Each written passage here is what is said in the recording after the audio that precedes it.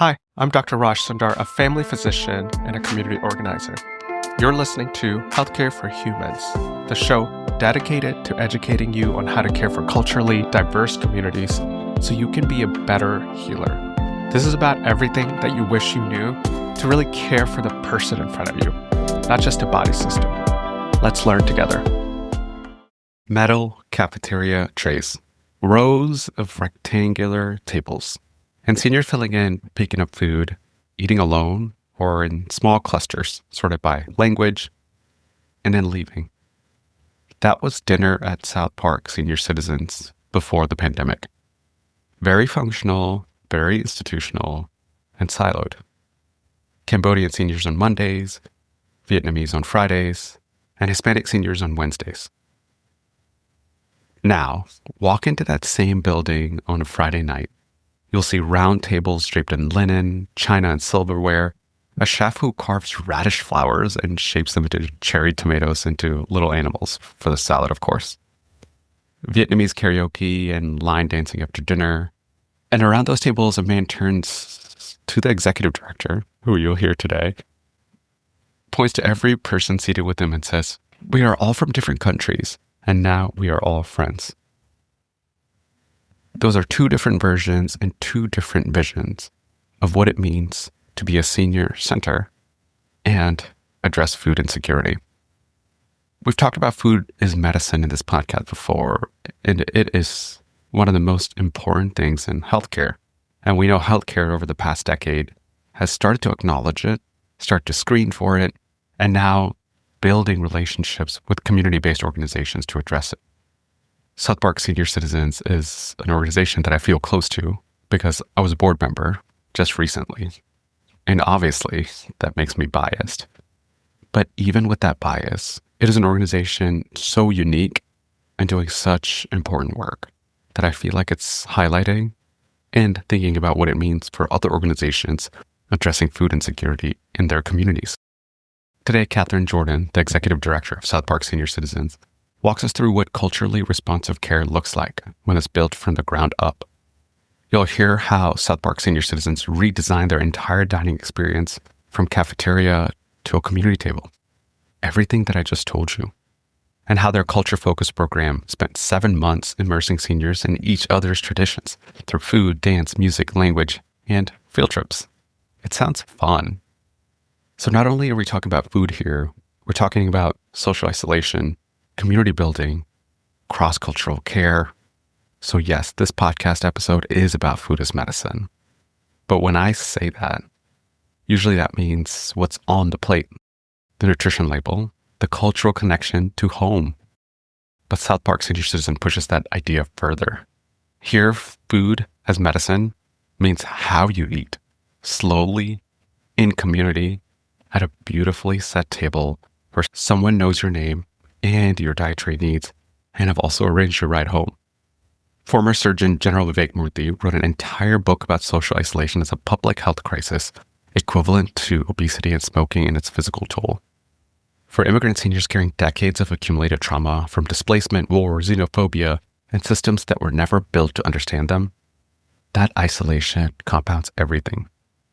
The natural aging process gets harder, the emotional weight gets heavier, and the healthcare system, with all its online portals, its language barriers, and its blind spots, often feels like one more place where you're not seen. We use the word seniors, but in so many cultures, we call them elders, with respect and dignity. What South Park Senior Citizen demonstrates is that culturally responsive care doesn't require a massive budget or system-wide overhaul. It requires intentionality. Here's Katherine to talk more about the vision and the mission of the organization. Welcome, Katherine. How are you doing today? I am doing great. Excited to be here with you. Tell me a little bit about yourself and the organization that you work for. I am the executive director at South Park Senior Citizens. We're a tiny org down in South Park, South Seattle, and I have spent my career leading in organizations, human services focused, really focused on serving folks who are living very vulnerable lives. And I have been with the organization. I started right as the pandemic kicked off And so it's been very interesting last 5 years that we've moved through. But I'm really honored to be doing the work that I'm able to do, serving our seniors every day. The organization has been in South Park. It actually started in 1974, very grassroots, with just some neighbors saying, hey, let's go hang out at that community center down at the end of the block and bring some cards and bring some lunch meat, and I'll bring the bread and we'll make sandwiches and hang out. So it was very informal, and it slowly grew over the years. We're in a tiny little community center called the South Park Neighborhood Center. We share the space with 3 other organizations. Definitely a nice, tight little fit in that little building. But over the years, as the organization has grown, just more and more folks have found us. And really, at the time of the pandemic, when so many little orgs, it was a scenario of you either evolve to meet the current demand or you close down. And we were fortunately able to evolve and made it through that rough time and have significantly grown, tripled our budget and tripled our staff and tripled our impact since that time. Yeah, it's incredible to think of how small organization in a period like that. And obviously you took over the organization right in the middle of it, essentially, in the middle of the transformation. Yes. And it's an incredible way that you pivoted during that time. I wondering what it looked like in 2019 to what it looks like now in the services you provide and how you provide it. Again, I wasn't there in 2019, but from everything that I can piece together, it was a very busy resource hub. I think things might have been considered a bit more transactional as far as people coming in, getting resources and leaving. And there was a food program at that time. It was a bit more institutional in a way. It was cafeteria style. Folks had metal cafeteria trays and set in rows in long rectangular tables in rows. And it was just an in and out. There was some community being built there within different cohort, different immigrant groups that were coming to the center. But things were very siloed. We provide services at the center Monday, Wednesday, and Friday. And we had Cambodian seniors only on Monday nights and Vietnamese seniors only on Friday nights and Hispanic seniors on Wednesday nights. And folks did not mix. They did not integrate at all. As I arrived at the center, when I arrived at the center during the pandemic, of course, the building is locked down and no more folks are coming to the building. And so we did spend that time, those 2 years, preparing and delivering 600 meals a week to seniors in their homes. And during that time, the word spread to where we ended up serving 57 different zip codes in the King County area. So lots of folks found out about us during that time. And also the county and the city really started to rely on us as standing in this first responder food access space during that time.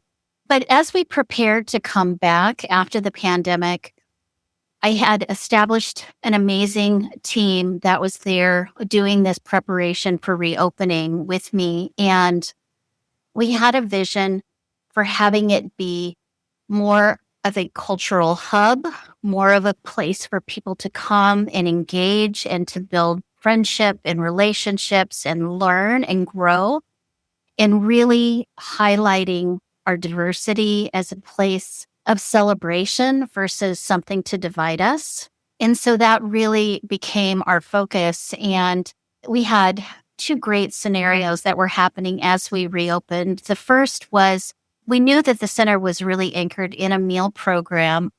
And our new operations manager, he was a former executive chef. And we talked a lot about what not just a meal program could look like, but what a dining experience could look like.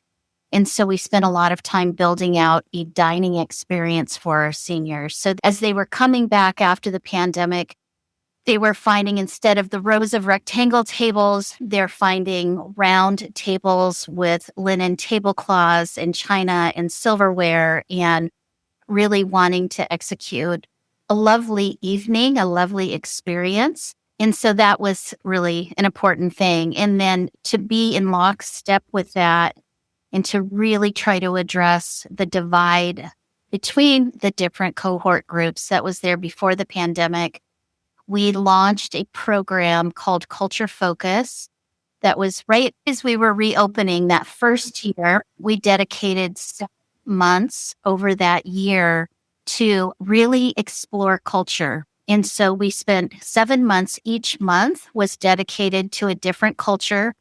And we spent the entire month immersed in that culture. And so it was the three primary cultures we serve: Vietnamese, Cambodian, and Hispanic, people from Hispanic countries, Latin American countries.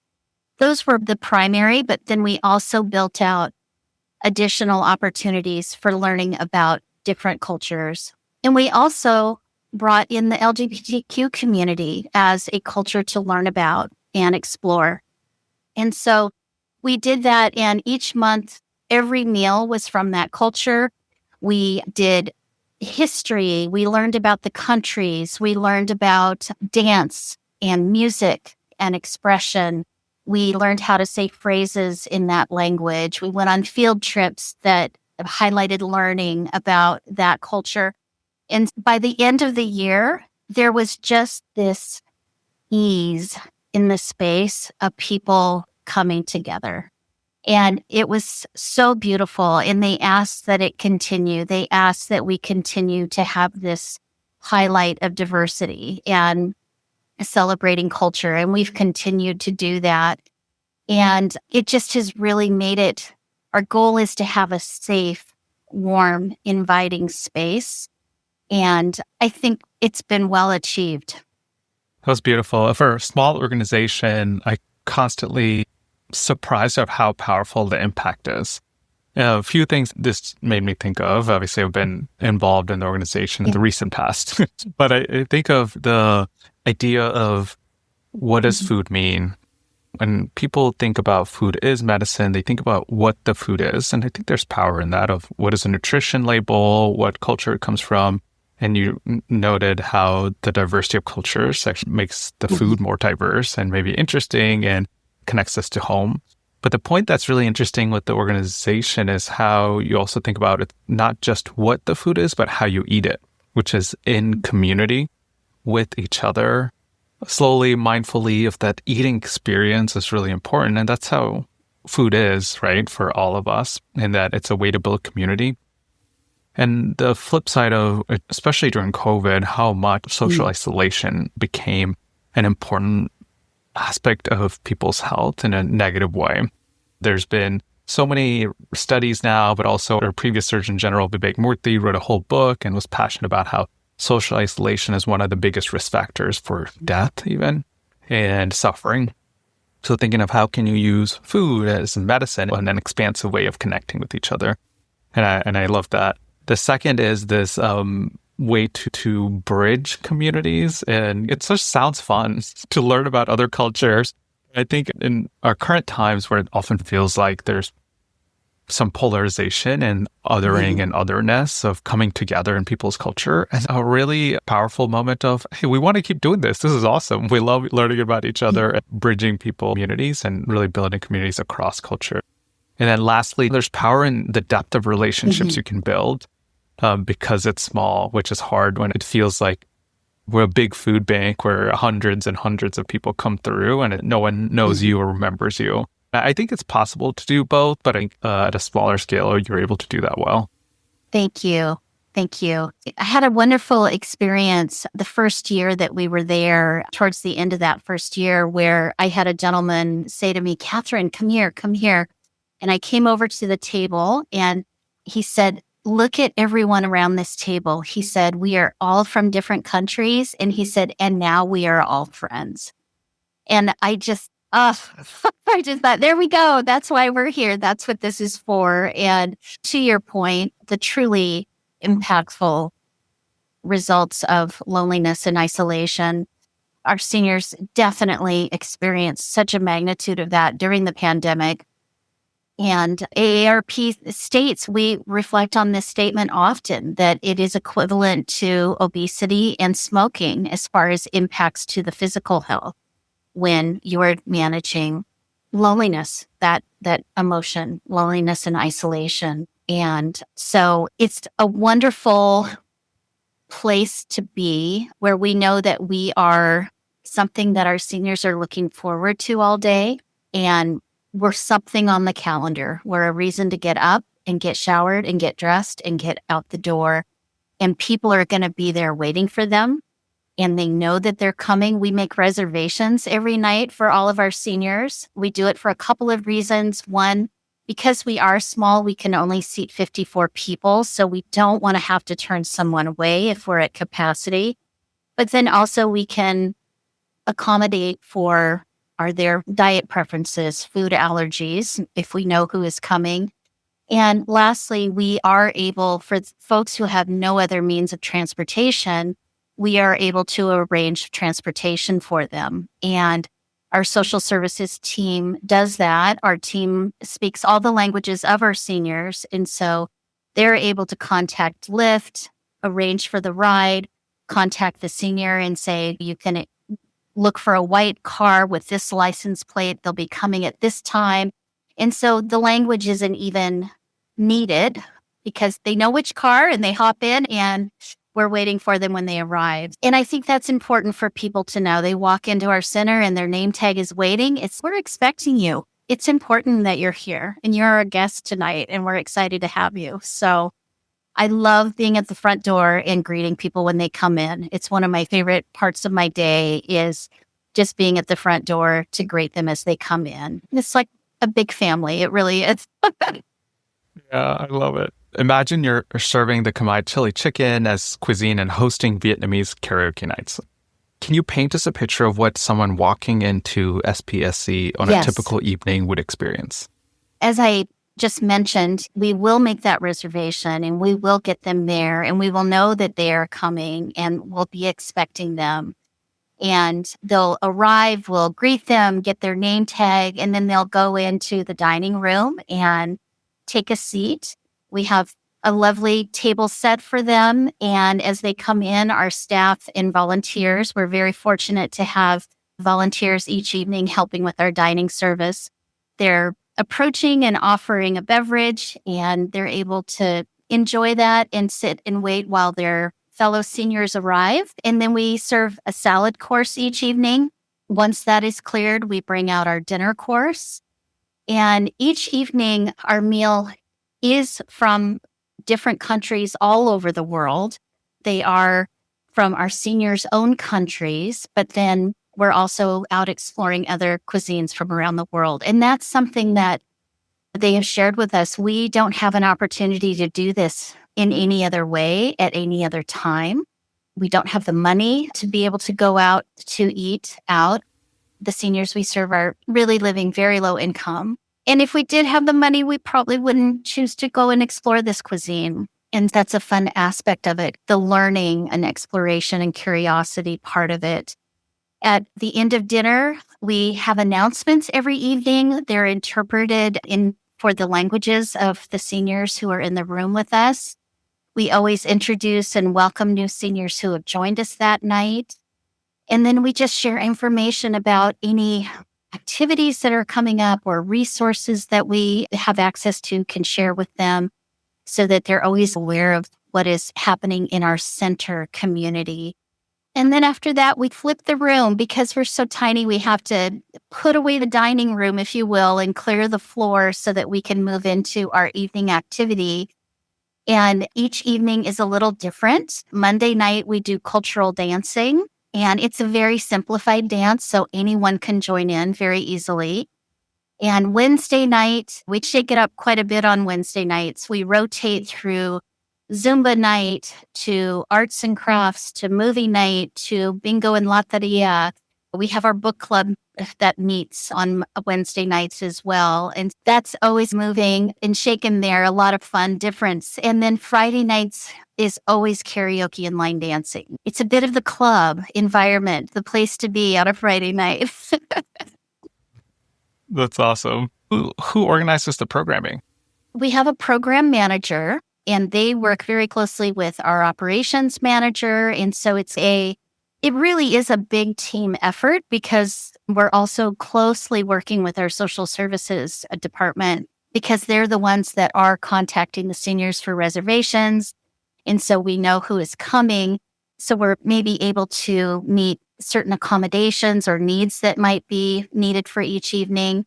But we have our programs manager and the party on the dining side of the house. And then our operations manager is really overseeing the kitchen and the meals that are rolling out. And it really is a big team effort, everyone coming together.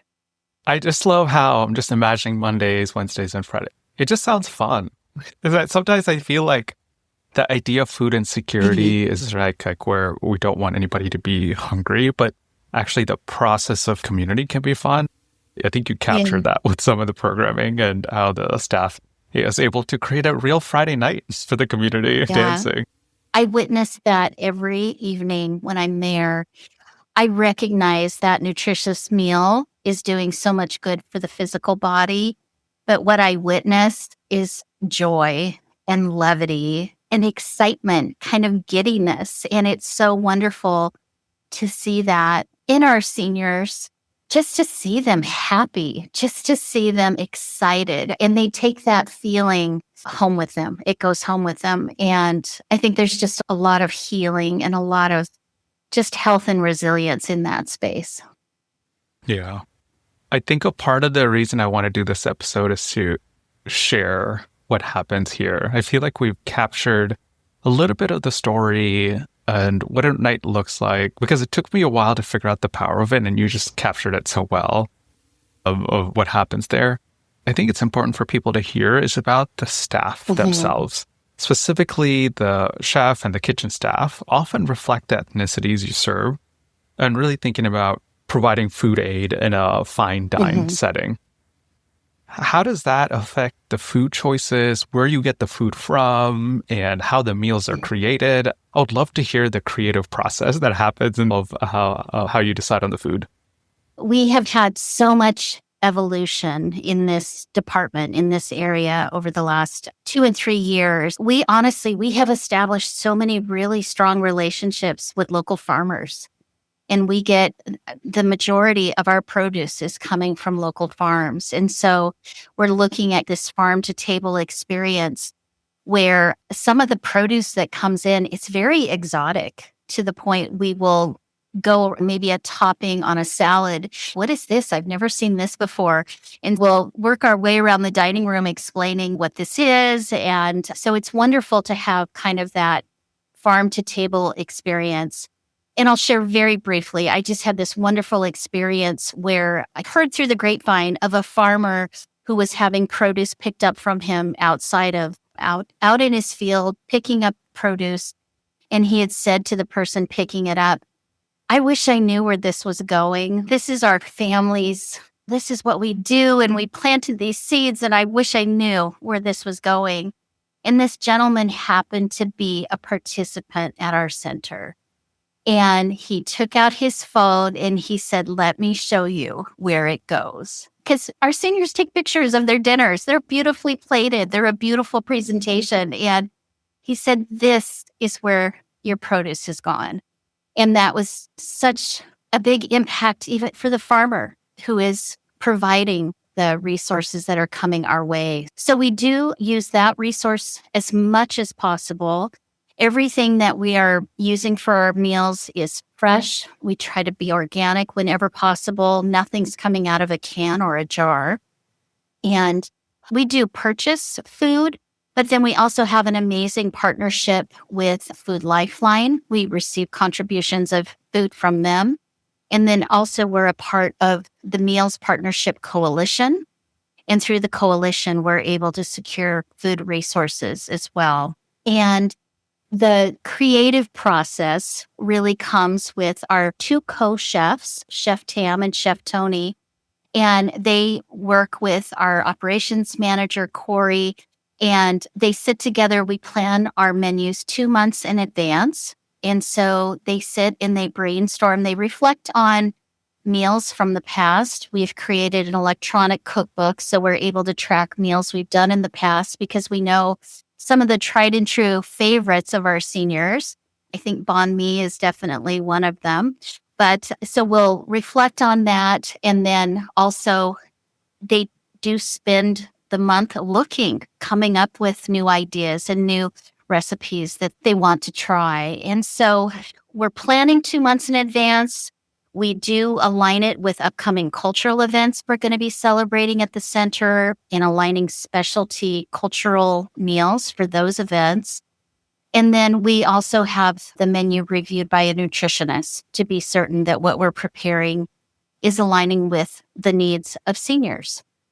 So that is the process. And so that's where it starts. And each evening, there's the opportunity to something that we really pride ourselves in is the plating of a meal, the presentation of the meal. And that has really become the art form in the kitchen. And Corey has meticulously trained our chefs on this art of presentation. And they do a beautiful job. And Chef Tam is an artist with a knife. She will carve and make beautiful things out of vegetables and fruit. And your salad comes to the table with a beautiful flower made out of a radish or cute little bunnies made out of cherry tomatoes. There's a lot of just labors of love that go into preparing and plating the meals. And I think that's just really out of honoring and respecting our seniors, just giving a little extra love that way. I love the intentionality behind all of that, from the carving of the vegetables and the fruits. And we originally started this part of the podcast with the farm to table experience. All this language feels like we're talking about a Michelin star restaurant in New York. And that's what I love about it, how the terminology can be accessible for people in our communities. You don't have to feel like you can't afford this experience. And I love, you're just a great communicator in this. We bring in some conversation and stories about somebody showing pictures to the farmer. And I think it speaks to that idea of people's connection to food. And we discount the farmer's connection to the food they grow because our system's so industrialized. It's like, it's just going getting shipped somewhere. But farmers knowing actually which table it's going to and who's cooking the food, I'm sure is really powerful to them too. So I was very touched by that story. And I was raised in farm community, raised on an apple ranch. And so I understand that idea of so much love and work going into raising. But then once you put it in that box and ship it off, you don't know what that impact and that end result will be. So I was very touched to hear that story. It really resonated. Me too. We talked about food, we talked about social isolation, but I know you actually have social service specialists that can speak multiple languages, and they're helping people in so many different ways. Do you have stories on how they're able to do that, or because of both their background and language, and what kind of services are you providing? Our team, they do speak the languages of our seniors, but they are all also immigrants themselves. And so I think the best connection is that our seniors know that there is this shared lived experience with the social services folks who are there to help them. And so I think that immediately allows them to feel less guarded and more seen and more understood. And that's really a strong starting point to build these really relationships of trust that allows seniors to get the most out of the support that our social services team can provide. We often see that people come with a solitary, simple need. It's like, I need a meal for tomorrow night, finite. But then as they start to have conversation, our social services team is really excellent at listening for what is not being said and just adding more and more to the conversation. And pretty soon they are able to share really the depth and the magnitude of what their need is.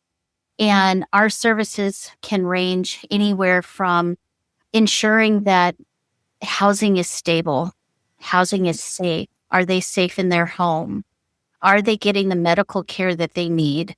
a lot of medical care is such a challenge because, one, there's so much technology involved in even getting an appointment, doing an appointment. You have to be online and fill out forms online. And our seniors really are not comfortable in the space working on technology. There's the language barrier, the cultural barrier, the systems that are so large and looming.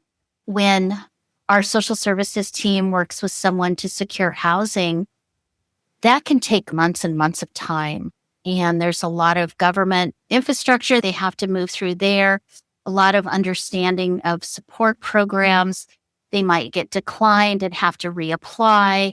And when our team can be there to just walk alongside them and consistently see them through to that next step, I think that's where the win is. And that allows them to really lean into all that we can provide.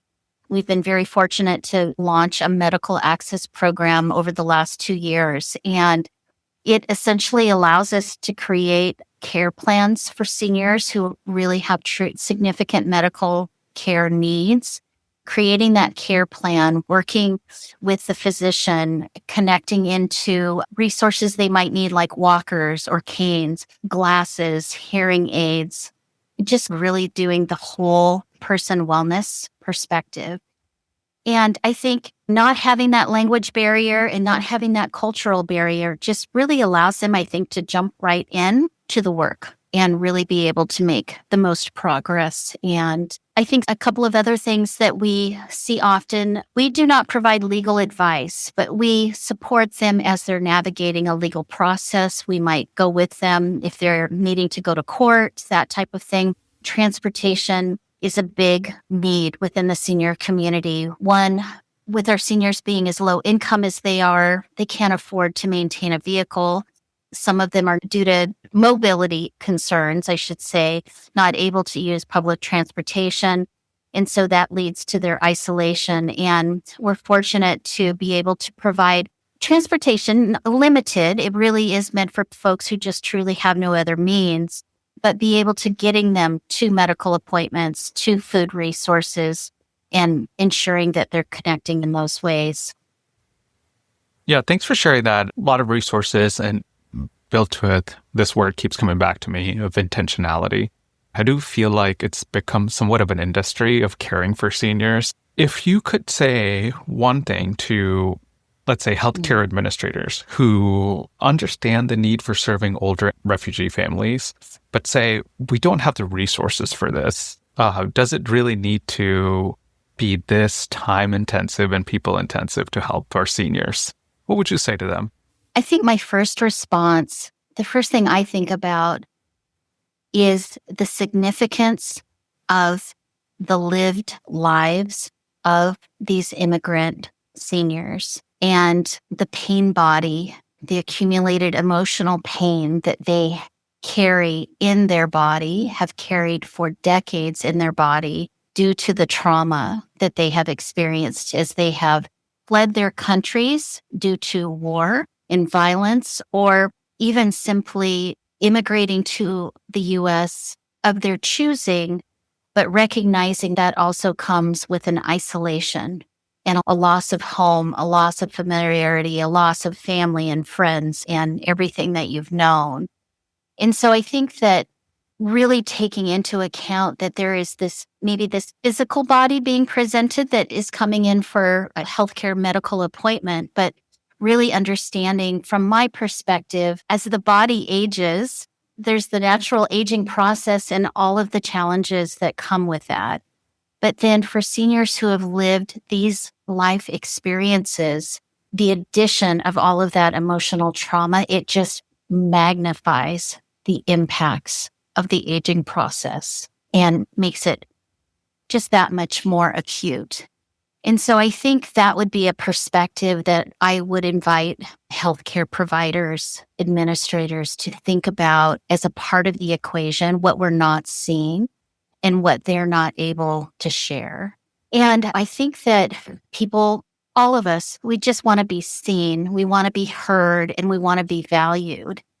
And I can say for the seniors that we serve, the countries of their origin they come from a country where their elders are honored.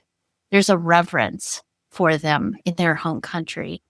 And in the US, that really isn't present in the same way. And these folks they've lived lives in the US experiencing racism and xenophobia, and they're not understood due to language barriers, and their customs and their traditions for medical care are also not part of the equation of discussion. And so it's a very foreign space, that very vulnerable and foreign space. They come into a medical environment seeking care that they know they desperately need, that maybe they've put off for way too long. And I think there's just a true additional sense of vulnerability that they are experiencing. And I do recognize that if you are wanting to provide culturally responsive care and have it on a large scale, like somehow completely flip all of your way of doing business so that there can be this culturally responsive lens that all work is being done through, that is huge. That is a huge shift. And resources are slim. But what I encourage is just the thought that having one person in your office environment, your doctor's office environment, one person who looks like the primary demographic that comes in your door, speaks the language of your primary demographic, just having that one person allows a sense of familiarity and security that I think just that could really lend to progress in what can be made.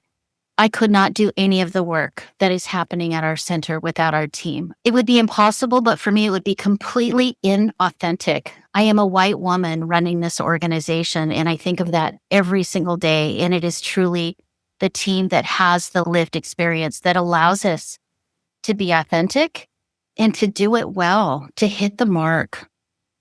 It was beautiful. Well said, Katherine. Thank you for sharing that. Absolutely.